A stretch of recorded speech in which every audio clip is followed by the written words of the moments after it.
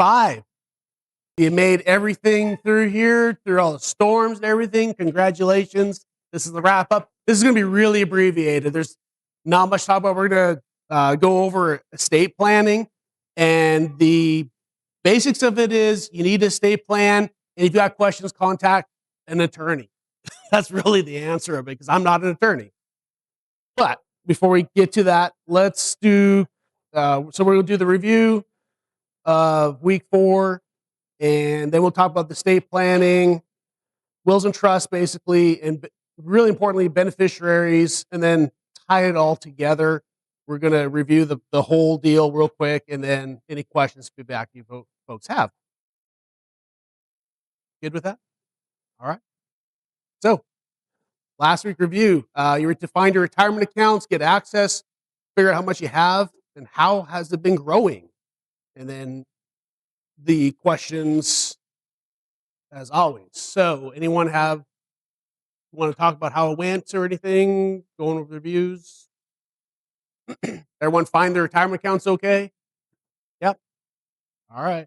I mean, it's pretty simple assignment. There's nothing really to go over. So I just figured if you had some particular questions, we go over them. Oh, you got one? So just to kind of add color to the whole TRS pension plan, it is a pension plan. The rates at which money is invested in those accounts is set by the state. So there's nothing you or I or anybody can do to change that just immediately. So if you want teachers and those employed by higher education to get higher rates, then it has to be voted on, such as what Senate Bill 12, whatever that has to say. But again, like I had mentioned, they pull my contribution off the top, and then my employer matches up to 8.25%. So, Wait, and then it also doesn't preclude you from doing something outside of that individually too, right? no, So, yeah, I could take my net at the end of or whenever it hits my bank account, and I could reinvest in. They have a substitute or a sister program where you could invest in a Roth IRA, traditional IRA, stuff to that. They have other programs that are. But the funny thing about this is that you don't get to elect into this. This is not something you can choose. The minute that you start working for Texas Public Education, you're signed into this. And once you reach 5 years, you're vested. And then that money can, if you don't work for an institute of higher education or in education to begin with, then that money can be rolled over into another retirement account if you leave said institute. yeah, so that's basically the last bastion of a true pension plan in this world, which is kind of neat to see still. So, And what was really interesting, I didn't find this out until about my first or second year on the job, but my 2 years working as a student fellowship worker at Angelo State counted towards that time. So I was actually vested at 3 years of tenure at this job. awesome. Right on. Well, thanks for that information. Anyone else have anything they want to add?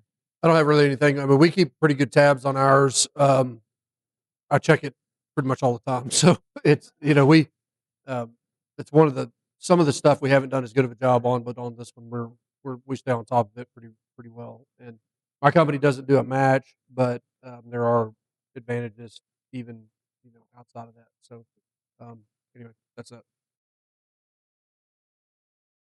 Okay, cool. Well, then, no one else, anything else? We'll roll on with this. So, estate planning. These words which I am commanding you today shall be on your heart, and you shall repeat them diligently to your sons and speak of them when you sit in your house, when you walk on the road, and when you lie down, and when you get up. Also, a good person leaves an inheritance to his grandchildren, and the wealth of sinner is stored up for the righteous. Ladies and gentlemen, estate planning is the sort of capstone of it all. Everything we're doing doesn't matter unless there's a plan for it to carry on. And that's what we're talking about today. Getting your finances in order, investing means absolutely nothing if you don't have the plan for your money. The plan is called an estate plan. It's simply a plan for your assets after you pass on. And, excuse me, you need these basic tools for the estate plan. You need a will or a trust, sometimes both, depending on the situation. beneficiary information, guardians, and a financial officer. And we'll get into that breakdown on why I do it this way. So let's talk about wills and trusts. So you need to have a will or a trust if you have kind of a larger net worth, probably more than $1 million, or a more complex estate. And the will identifies who gets what assets after you're gone, and really how they're supposed to be all divided up amongst everyone. And really, the will simplifies the distribution of these assets, and in most cases, not all cases, but in most cases, avoids probate, meaning the government from taking a chunk of that money. And then, of course, a will can stipulate the creation of a minor or a special needs trust upon your passing. So let's talk about that. If you have minor children that you need to, or take care of someone with special needs, you actually have to have a section in your will that deals with the creation of a minor trust upon your passing. Okay? The section will identify the guardians and who handles the money. And I honestly suggest two different people. Here's why. We have guardians for our children, and we have a financial officer for our children. I trust the guardians to handle the finances as well. I really do. They're great people. But the guy I have appointed as the financial officer brings a different perspective to investing and whatnot that those guardians don't have, that I want my children to have if anything ever happens to me. Also, there's a degree of accountability. My financial officer will ensure that the financial future of my children are provided for. The guardians make sure they're raised. They will receive that money. And now we have a checks and balance system. I trust these people with my children, literally. But I also like to do the checks and balances, make sure everyone isn't tempted by anything else. That's why I highly suggest having two separate situations: guardians, financial officer for your assets. Questions about that?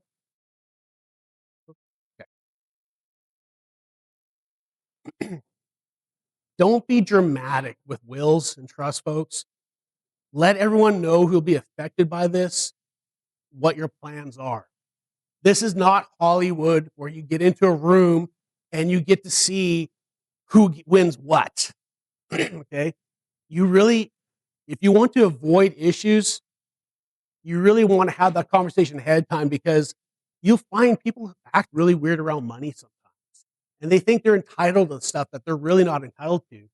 And if you have that talk before anything happens, you might find yourself going to rewrite that thing next week to cut them out of something or change things up, just to make your life easier. You don't want things to be complex for your children and your family members later on. So I really encourage you to have those conversations before anything happens, so everyone knows what the plan is. Here, we'll get you the mic here. You got to be on mic.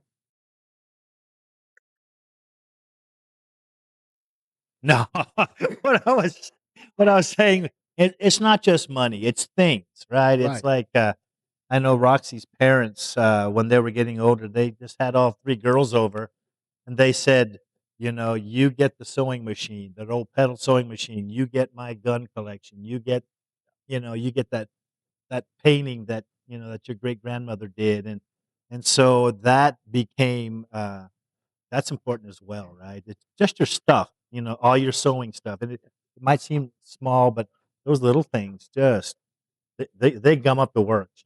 Oh yeah, I mean, I've been part of family inheritances where someone who married into the family decides that they're entitled to great grandma's sewing machine or something, and it's like, that's going to go to the daughters, not you who married in the family. And so this, you're right, this sort of outlining this prevents these weird, awkward happenings. People lose their mind around death, unfortunately, and I get it, it's part of the grieving and whatnot, but it's, if you have something real Yeah. clear cut, it is helpful. Speaking of losing your mind, I mean, Roxy's got 2 sisters, and one of the sisters had the gall to say, "I just lost my mother," in her defense of trying to get something, and Roxy looked at her and, you know, "I don't know what to say to you, you're a dumbass." Yeah, fair enough. All right. One other quick thing, would you talk about, are there any particular instances where you might need some specialized help, or are there particular assets that might require any kind of specialized planning? I mean, firearm collecting is always coming to mind myself, right? There's certain, I would say anything that has a extra level of legality to it or rules, inheritance rules, that sort of thing, you're probably going to want to make sure you're consulting with your estate attorney to make sure that's outlined properly. I mean, we talk about, let's talk about firearms for a second. We all know, or most of us know, that suppressors are something that are, um, not easily handled in passing along to someone in inheritance. So there's certain ways you can do it, but you got to make sure it's set up right so that way you're not inadvertently making a criminal of a loved one. So that's good point there. One thing I would want to say, well, this, wills and trusts, keep your account list updated. They change, right? As life goes on, you have different insurance policies.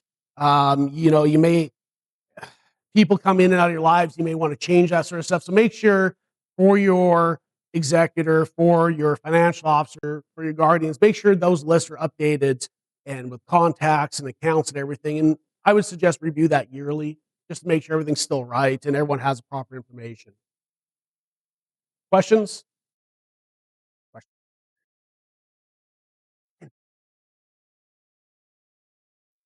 When is it more applicable to go with a trust? Yeah. When you have a complex estate and a lot of money. And so there's really not I think everyone has a different answer on that. For me, with the way I look at it is once my net worth starts getting to a point where I become a target for a lawsuit personally, I'm going to want to start putting stuff into a trust. Um, there are, I have a friend that his idea is he's got his trust, his kids have trust, and all that's going to happen is his trust will roll into his kids' trust, and their kids will have trust. And so that's his mechanism of doing it. Granted, his estate's a lot more complicated than mine is right now, too. So that's how he's got it set up. Honestly, at the end of the day, I think you really need to consult an estate attorney and start asking those questions and see what they have to say. There's nothing that's preventing you from doing one right now, but they cost a bunch of money to do. And so I would say if it's more complex, yeah, it's probably more beneficial than if it's just $20,000 in a checking account and, that's pretty simple, right? Good. Ladies and gentlemen, that's really it for wills, trust, and estates. There's nothing to it. Again, like I said, you got more questions about it, it's consult an attorney. Okay, questions? Do you have a recommendation on going about a will? What? We had done one years ago, like through Dave Ramsey, Mhm. but we never filed it or like we just had it in paper. Yeah. Is there like a better system? Like how do you? Well, knowing a little bit where you guys are at, you're probably at the stage where you need to actually get an estate attorney, spend a few $100s on this, and get this lined out properly.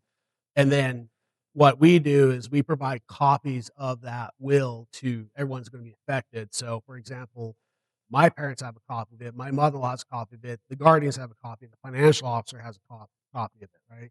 And if anything changes, then we re-up that and pass that out again. That's what I would. Okay. Any- I don't recommend doing this, and I won't go into the specific details, but just know that in a will in the state of Texas, even if it's just written on a piece of paper or a napkin, it's viable in probate court. Ran into a situation where that was in fact the case uh, that I had heard about, and so it will hold up in court. Now, that being said, filing it, having multiple copies, and I believe you can file them in the county courthouse for the county record in case it ever comes up. I don't know that for sure. That I don't know. So that might be something to look into because I say all that to say the more layers of protection that you can add to that, the easier it will be at your passing for the next generation and generations on through that. Short answer is to hire an estate attorney. Yeah, and get them to sort it out. When we met with one a few years ago, it was about $3,500 to get them to set the trust up and do all the stuff. This was somebody out of Lubbock that was a reference, which was actually cheaper than the people here in Midland. So you may be able to find that cheaper online or something like that. But it's also nice to have somebody to talk to personally as well. So Yeah, good inputs. Okay. Review. You must have a budget. Budget is a plan for your money every month. That's all it is. You must avoid consumer debt. Consumer debt leads to divorce. We've covered that a lot. You must ensure your health, life, and property. You must invest for a dignified retirement. You must protect your loved ones with an estate plan. Why? Matters to God. Matters to your family. Matters to your church. Matters to your community. Being a good steward of your resources allows you to be outrageously generous to God, family, church, and your community. You can't help people if you're broke and poor, and you do poor people stuff all the time. You can only help if you have the resources to do so. This is why we do all of this. This is why we go through the system and we work at it. And in 15 years' time or less, you have your first net worth million, and you double it every 5 to 7 years, and you can give and live absolutely outrageously. This is why we do it. These are all our resources. Ladies and gentlemen, this is the course. This is it. Questions, feedback, anything? All right. Appreciate you hanging out. I told you this would be real short. I'm always around for questions. Thanks for hanging out for 5 weeks.